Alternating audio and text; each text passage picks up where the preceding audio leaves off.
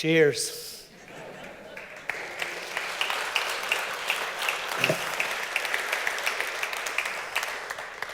Within the disability community, there's a great debate on what you call someone in my situation.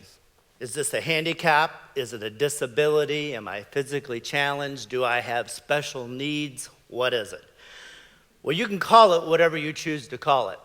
But if you insisted that I give you a word that I think accurately describes my situation, I would have to give you the word condition.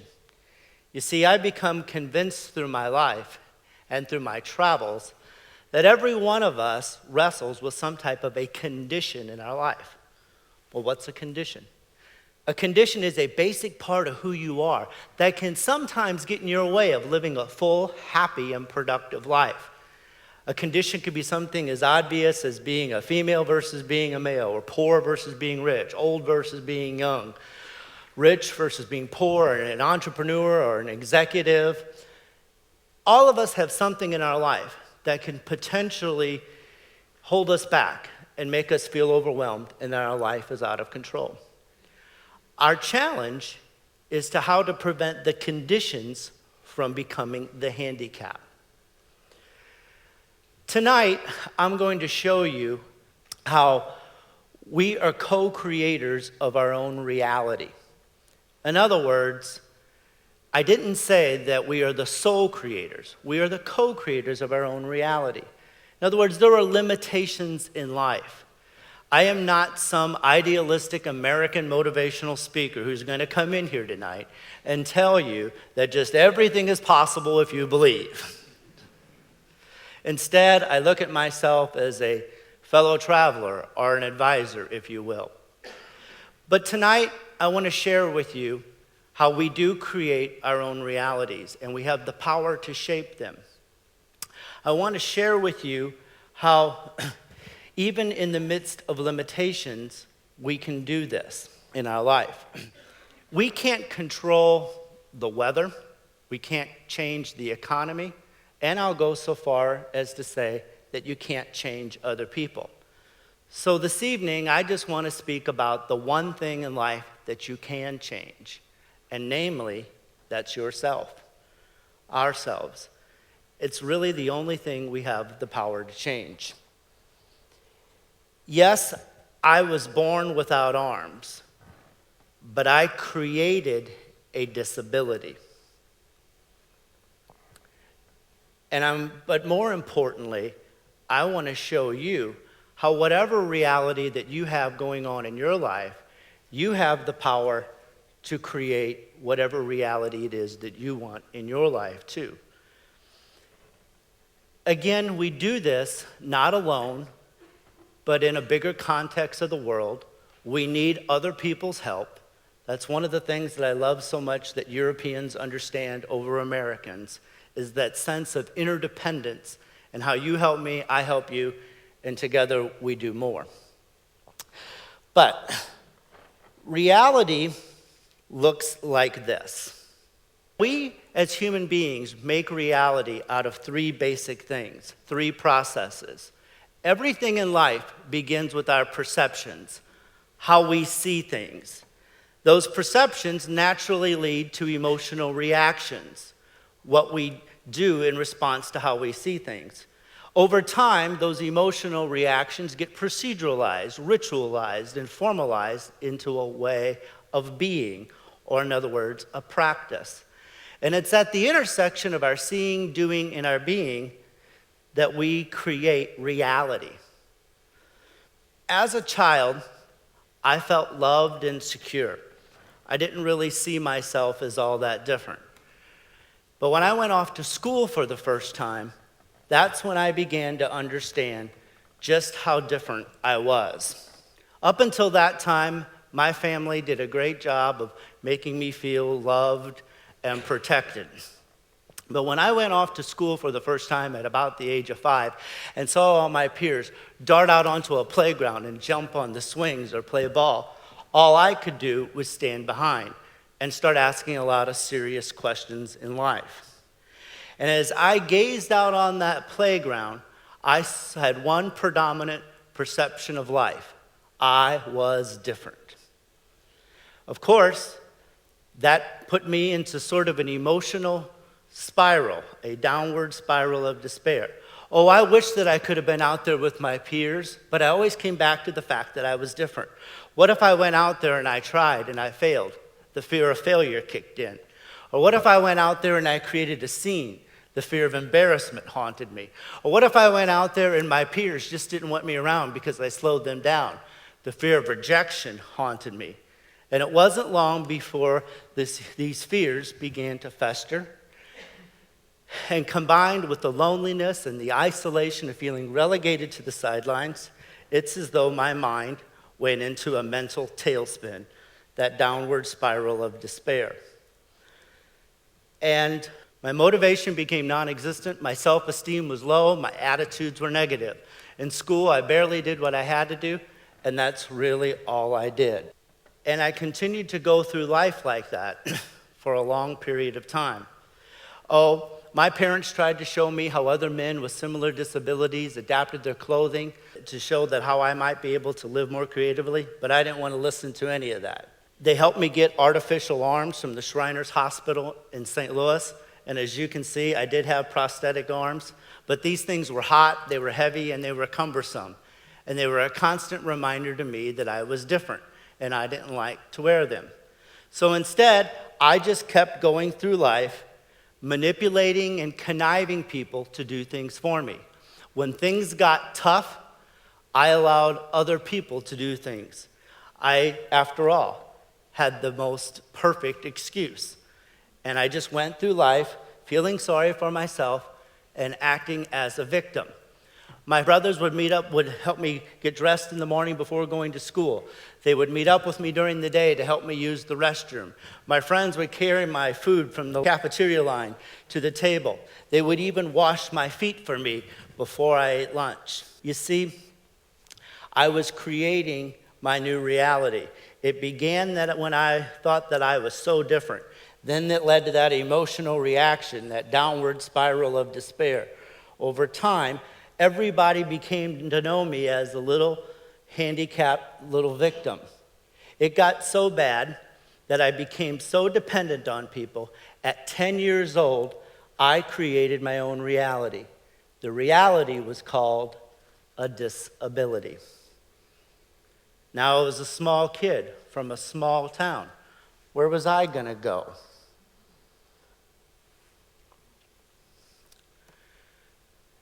This is a cyclical process that we live through in our life.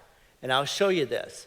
You see, in everything in life, our mindset of what is happening creates our experience of what is happening. For me, I had this mindset of being disabled, which led to this perception that I'm different.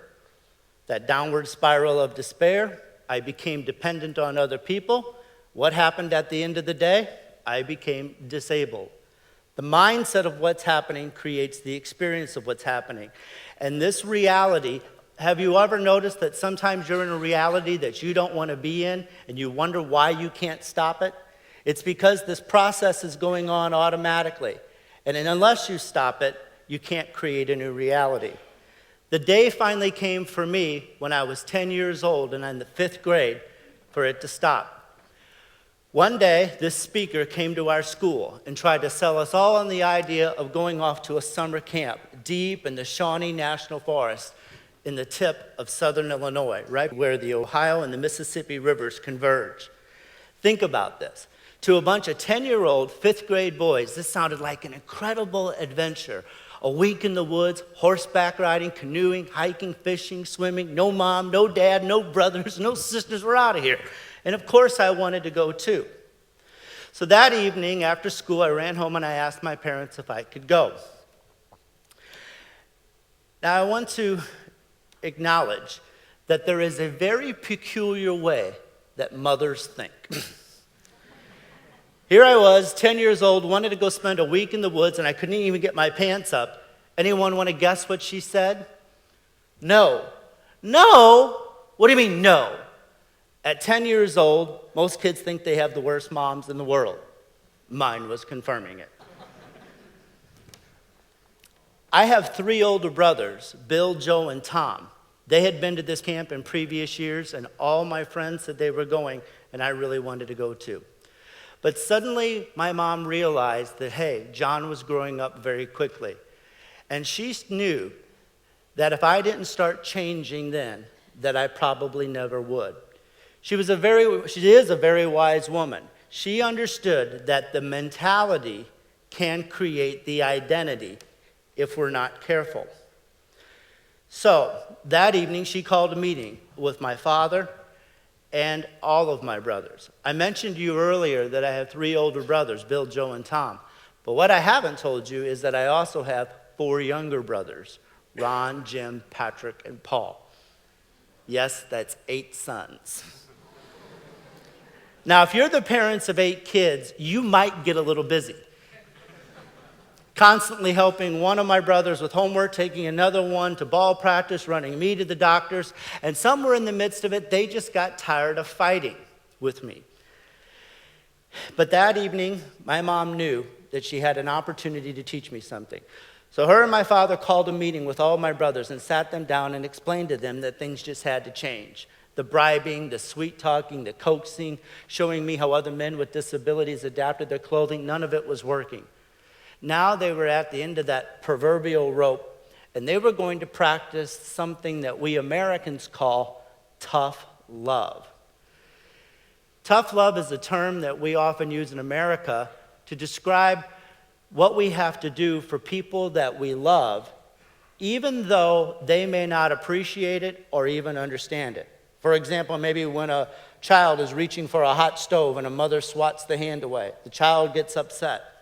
Even though he or she wants to do that, they don't appreciate it. Mother did it what was best. And they explained to my brothers that this was going to be tough. Why? Because John could get ugly. But because they loved me, they wanted me to live a fuller life. Now, my family had no idea what that meant or what that looked like.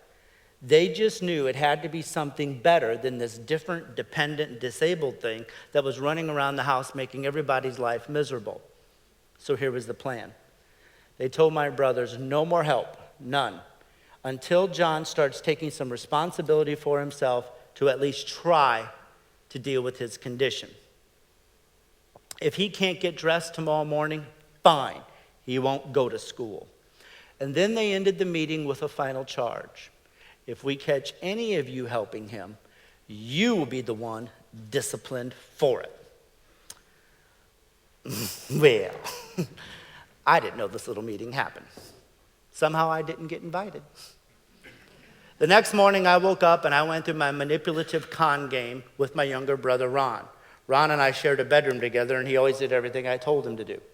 And that morning, like countless mornings before, he had grabbed my pants and started to hold them open for me to step into. And just as I was stepping my left leg into the pants, Ron jerked them back and he seemed to be frozen.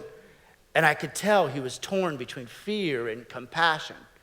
Compassion for his brother, fear from his mother. I didn't understand what was going on. I just thought Ron was having a serious mental breakdown and needed a doctor. And I stormed off to confront my mom. Now, what I'm about to tell you is the first turning point in helping me deal with my condition and creating a new reality. It is not the only one. People ask me all the time, John, how have you overcome your condition? The truth is, I haven't. I am constantly living, growing, and struggling with this thing. I truly believe if any of us ever say that we have arrived, that we are there, that we are on top, that's the most dangerous position we can put ourselves in. Because it is in that precise moment of complacency that the winds of change tend to blow.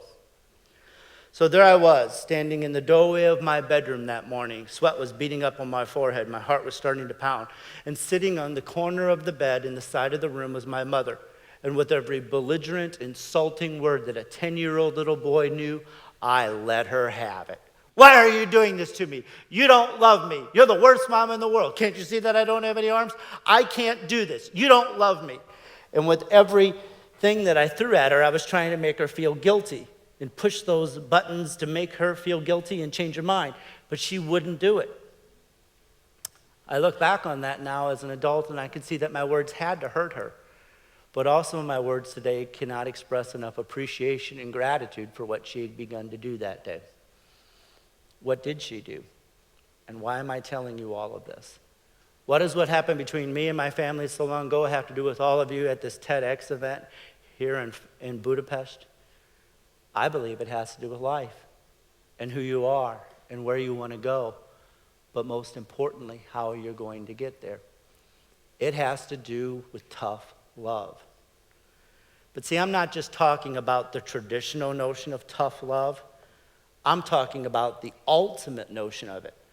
The ultimate notion is not when someone tells you no or you even tell someone else no. But the ultimate definition of tough love is when you tell yourself no. No to the fear, no to the anxiety, no to the doubt, no to any of those emotional or mental things that are going to get in your way and cripple you from going and making the reality that you want for your life. That was the lesson that my mother wanted me to learn that day. That there was a beautiful world out there waiting for John. And the only person standing in his way was him. So she had younger children who needed her attention. She couldn't wait that maybe someday down the road John would just get it. She needed me to learn it that morning. And she got up off the bed, she walked out of the bedroom, and she closed the door behind her. Well, there I was, all alone in the room, completely naked. My pants were still laying there on the floor. It was pretty clear that the only way I was going to get out of that bedroom was if I tried to put those pants on. And you know, sometimes the first thing you need to do in life is usually the last thing that you want to do. And that was the last thing that I wanted to do that day because it was scary and I didn't know what kind of new reality laid on the other side.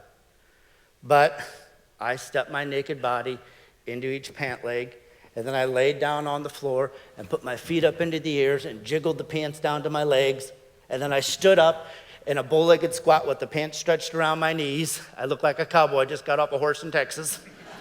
And I hobbled over to the dresser, and I thought, well, maybe I could snag the belt loop of the pants onto that knob on the dresser drawer. If I could just snag that belt loop on the knob, maybe I could squat and pull the pants up over each hip. Of course, I was a lot shorter then, but I eventually snagged the loop on the knob, and I pulled, but I pulled too hard, and the belt loop fell, and the belt loop ripped, and the pants fell to the floor. Now I was beginning to panic, so it was back on the floor again, feet up in the air. I was wiggling and jiggling to get the pants to move back down to my hips. I sweat very easily. And what happens when you sweat? Your skin gets clammy and sticky. So the more I'm wiggling and jiggling to get the pants to move, the more I'm sweating. The more I'm sweating, the more they're sticking. The more they're sticking, the more they're not moving. Clearly, this wasn't working. So I had to figure something else out. I scooted along the floor trying to get the pants on, and nothing was working. And I stood up, and by now I'm starting to work myself up into one heck of an ugly upset. And if you've ever been this mad or this scared, you know what I'm talking about. It's when your heart starts pounding and your blood starts pumping.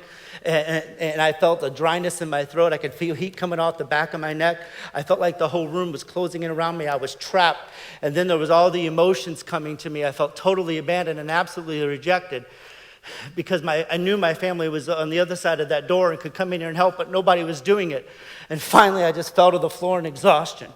I was gasping and sobbing, snot and sweat and tears everywhere.